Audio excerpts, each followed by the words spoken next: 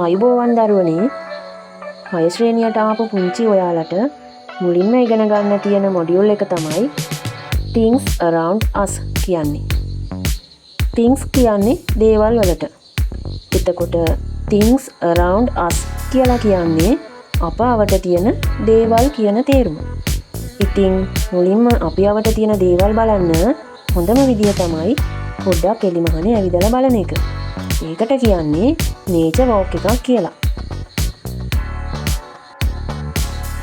අපි අවට පරිසරයේ පොඩ්ඩක් ඇවිදලා බලනකොට අපිට ගස්වැල් මල් පිපිලා තියෙනවා, හිරු එළිය වැටිලා තියෙනවා, සුළඟ හමනවා, ඒ වගේම සූර්යාගෙන් ලැබෙන උණුසුම දැනෙනවා. ඒ වගේ ගොඩාක් දේවල් බලන්න පුළුවන්. ඉතින් ඉංග්‍රීසි මීඩියම් කරන ඔයාලට හැම වචනයක්ම ඉංග්‍රීසියෙන් දැනගන්න ඕනි හින්දා අපි බලමු ඒ මොනවද කියලා. ගස් වලට කියන්නේ trees කියලා. ඒ වගේම ඔයාලා දන්නවා මල් වලට flowers, හිරු එළියට sunlight, සුළඟට wind, සූර්යාගෙන් ලැබෙන උණුසුමට heat of sun කියලා කියනවා කියලා. පරිසරයේ ටිකක් ඇවිදගෙන යනකොට අපිට ලස්සන කුරුල්ලන්ගේ ශබ්දයක් අහන්න පුළුවන්. කුරුල්ලන්ගේ ශබ්දයට කියන්නේ මොකක්ද? sounds of birds.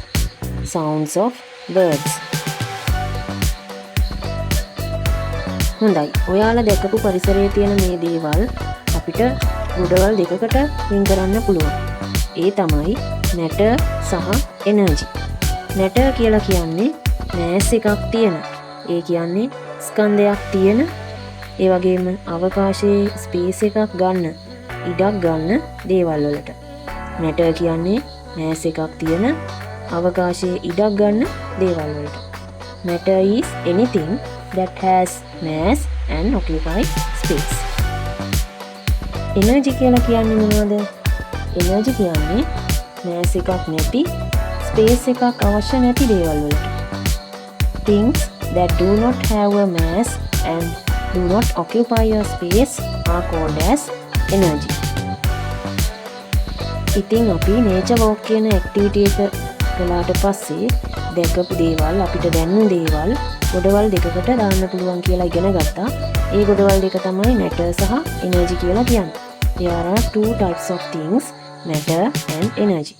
Under the matter we can classify trees and flowers. And the examples for energy are sounds of birds, heat of sun and wind.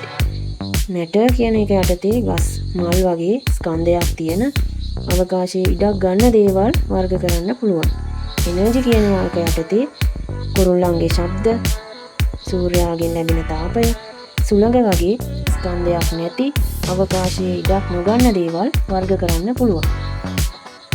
So the examples for matter are trees and flowers. Examples for energy are sounds of birds, heat of sun and wind. Okay children, today we have learned about that the things around us can be classified into two groups. They are matter and energy. Matter is anything that has mass and occupies space. Things that do not have a mass and do not occupy a space are called as energy. mass ස්කන්ධය, space ඉඩ, energy ශක්තිය, matter පදාර්ථය, heat තාපය.